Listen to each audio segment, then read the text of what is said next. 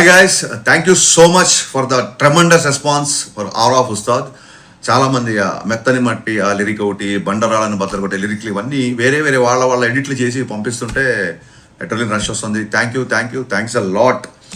And ఒక friend అయితే ఏం చేశాడంటే పాట స్టార్ట్ అయిన దగ్గర నుంచి ఎప్పుడైతే రిథమ్ స్టార్ట్ అయిందో ఆ రిథమ్ స్టార్ట్ అయిన దగ్గర నుంచి ఒక పవన్ కళ్యాణ్ గారి ట్రాన్స్లోకి వెళ్ళిపోయాము అందరము. సో ఇంతకుముందు సాంగ్కి మీరు డ్యాన్స్ బస్టర్ అని పెట్టారు కదా, దీనికి ట్రాన్స్ బస్టర్ అని పెట్టండి అన్నాడు. So that's a good idea. So ఈ పాట పవన్ కళ్యాణ్ గారి వ్యక్తిత్వానికి కొంచెం పర్సనల్ యాటిట్యూడ్కి దగ్గరగా ఉండడంతో కొంతమంది కొన్ని ఇంట్రెస్టింగ్ కన్సర్న్స్ రేస్ చేశారు. ఒకళ్ళు ఇద్దరు చేస్తే నేను వీడియో చేసేవాడిని కాదు, చాలామంది అడిగారు.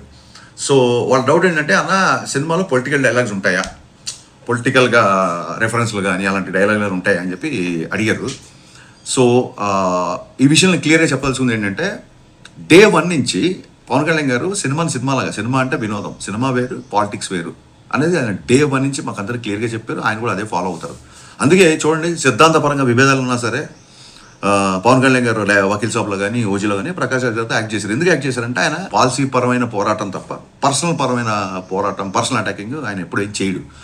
సో ఆయన డే 1 నుంచి క్లియర్గా చెప్పాడు, హరీష్ మన సినిమాలో ఒక డైలాగ్ కానీ, ఒక సన్నివేశం కానీ, లేదా ఒక రెఫరెన్స్ కానీ ఏ ఒక్క వ్యక్తి చిన్న పుచ్చుకల్లా చేసినా, ఏ ఒక్క వ్యక్తిని కొంచెం ఇరిటేట్ చేసినా, ఏ ఒక్క వ్యక్తి తప్పుగా ప్రొవోక్ చేసిన, the whole purpose of cinema అంటే వినోదం, the whole purpose of cinema will not be served, అలాంటివి చేయొద్దు అన్నారు. సో ఇప్పుడు గాజు డైలాగ్ ఉందంటే బ్రేక్ అయినా సరే అది పదునుగా ఉంటుంది, ఇంకా ఫైట్ చేస్తుంది అన్నట్టుగా మన హీరోకి ఎలివేషన్ ఉంటుంది తప్ప ఇంకోళ్ళని తక్కువ చేయడం కానీ, ఇంకోళ్ళ మీద సెటైర్లు కానీ, ఎటకారాలు కానీ లేవు, ఉండవు. అంటే రీజన్ ఏంటంటే సింపుల్ థింగ్, ఆయనకి అన్ని పార్టీల్లో ఫ్యాన్స్ ఉన్నారు. వాళ్ళు ఓట్లు ఎవరికి వేసినా సినిమా అంటే ఈయన దగ్గరికి వస్తారు. అండ్ ఇంకా గొప్ప విషయం ఏంటంటే, నేను థ్రిల్ అయిపోయిన విషయం ఏంటంటే, ఫ్యాన్స్ అందరూ కూడా సేమ్ ఆయన వ్యక్తిత్వాన్ని ఫాలో అవుతూ, అన్న మనకు వద్దు, మనకు పాలిటిక్స్ రిఫరెన్స్లు అయ్యి పెట్టొద్దు, మనకు ఎంటర్టైన్మెంట్ కావాలన్నా బ్లాస్ట్ అయిపోవాలి, మనకెందుకన్నా అన్నారు. నిజంగా హ్యాట్స్ ఆఫ్ అబ్బాయిలు. నిజంగా కళ్యాణ్ గారిని ఫాలో అవ్వడం అంటే ఊరికే ఆయన స్టైల్నో స్వాగ్నో కాకుండా ఆయన వ్యక్తిత్వాన్ని, ఆయన బలమైన సిద్ధాంతాన్ని ఫాలో అవుతున్నారు. నేను ఆ విషయంలో నేను చాలా థ్రిల్ అయిపోయా. సో ప్రతి ఒక్కళ్ళు ఈ సినిమాకి వచ్చి ప్రశాంతంగా ఎంజాయ్ చేసేలాగా ఉంటుంది.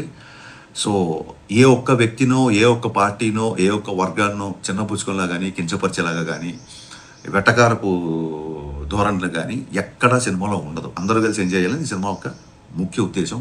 సో గైస్, బట్ ఏమాట కామాట హీరో గారిని ఎలివేట్ చేసే డైలాగులు కానీ, ఆయన పర్ఫార్మెన్స్ కానీ